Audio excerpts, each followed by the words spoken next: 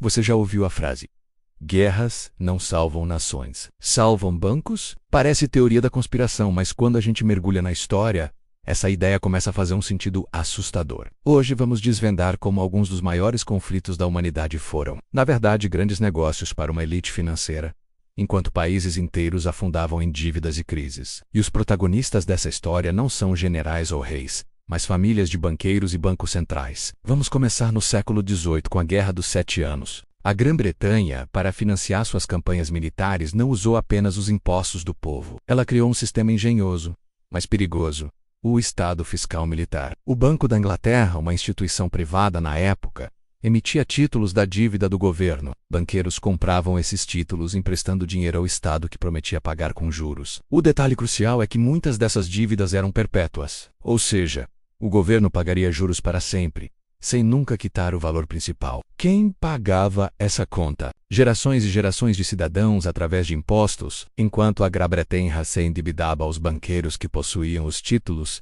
recebiam uma renda constante e garantida. A França, do outro lado do conflito, tentou competir, mas seu sistema financeiro era menos eficiente em criar dívidas. O resultado, a monarquia francesa entrou em colapso financeiro, um dos estopins para a Revolução Francesa. O modelo britânico, no entanto, se tornou o padrão para financiar guerras. Avançando algumas décadas, chegamos às guerras napoleônicas. E aqui, uma família se destaca de maneira lendária.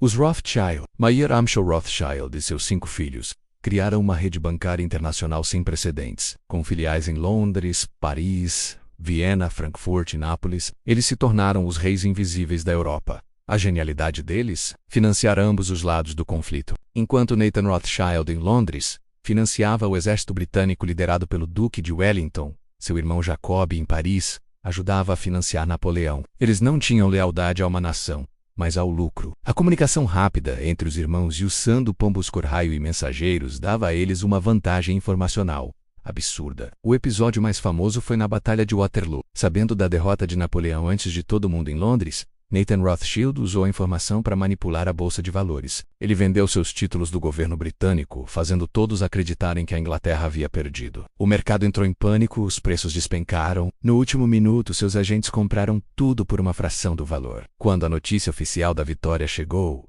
os preços dispararam e a fortuna dos Rothschild se multiplicou, consolidando seu poder sobre as finanças europeias por mais de um século. Eles mostraram que a maior vitória não acontece no campo de batalha, mas no mercado financeiro. Agora vamos para o século XX, a Primeira Guerra Mundial. Muitos acreditam que a guerra foi causada por nacionalismo e alianças políticas complexas. Mas, por trás dos panos, os interesses financeiros mais uma vez desempenharam um papel central. O principal jogador aqui foi o Banco JP Morgan, nos Estados Unidos. No início da guerra, os Estados Unidos da América eram neutros, mas o Banco de Morgan se tornou o agente de compras e o principal financiador da Grã-Bretanha e da França. Eles emprestaram bilhões de dólares para os aliados comprarem armas, munição e suprimentos, a maior parte vinda de indústrias americanas. Para o banco, era um negócio espetacular, mas havia um risco.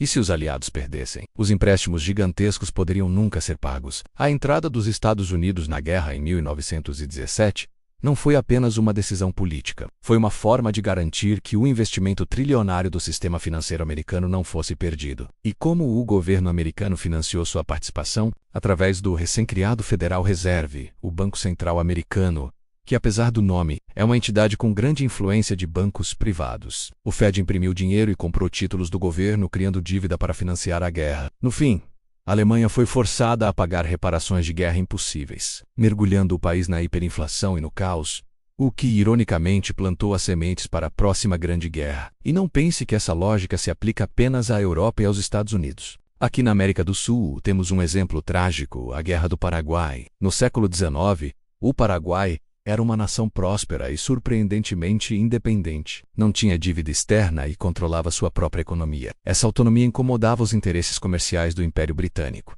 que queria abrir novos mercados para seus produtos. Os bancos ingleses, como o Barings Bank, financiaram generosamente a Tríplice Aliança menos Brasil, Argentina e Uruguai, para lutar contra o Paraguai. O Brasil, por exemplo, saiu da guerra com uma dívida externa gigantesca com os bancos britânicos. Uma dívida que levou décadas para ser paga e que subordinou a economia brasileira aos interesses estrangeiros.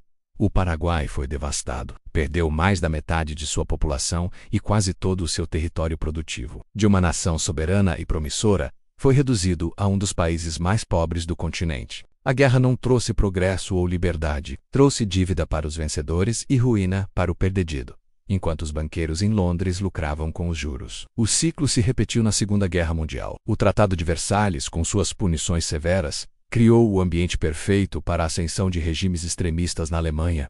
E como a Alemanha se rearmou tão rapidamente, em parte com financiamento e investimentos que fluíram de bancos internacionais, incluindo alguns de Wall Street, após a guerra, o mundo precisava de uma nova ordem. Assim, na Conferência de Bretton Woods em 1944, foram criadas duas instituições que moldam nosso mundo até hoje: o Fundo Monetário Internacional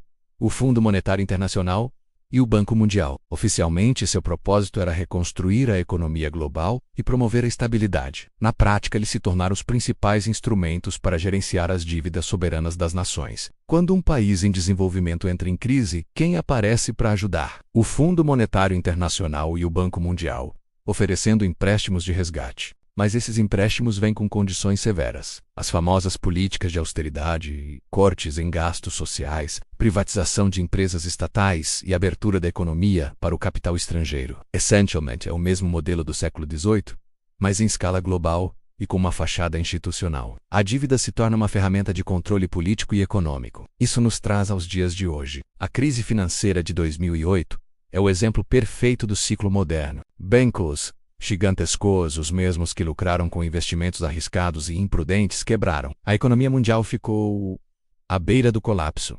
E qual foi a solução? Os governos, usando o dinheiro dos contribuintes, injetaram trilhões de dólares para salvar esses mesmos bancos. A justificativa era que eles eram grandes demais para quebrar. O resultado? Os banqueiros foram resgatados, bônus milionários continuaram a ser pagos e a dívida foi transferida para o público. As nações ficaram mais endividadas do que nunca para salvar o sistema financeiro privado. É o ciclo se repetindo: lucros privados, prejuízos públicos.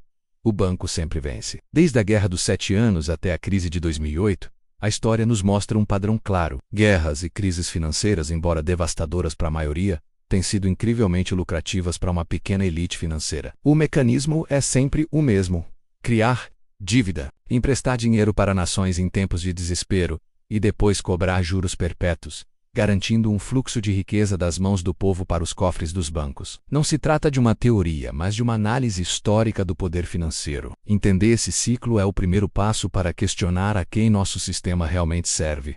Obrigado por assistir. Se você gostou dessa análise e quer ver mais conteúdo que desafia o senso comum, não se esqueça de se inscrever no canal, deixar o seu like e ativar o sininho para não perder os próximos vídeos.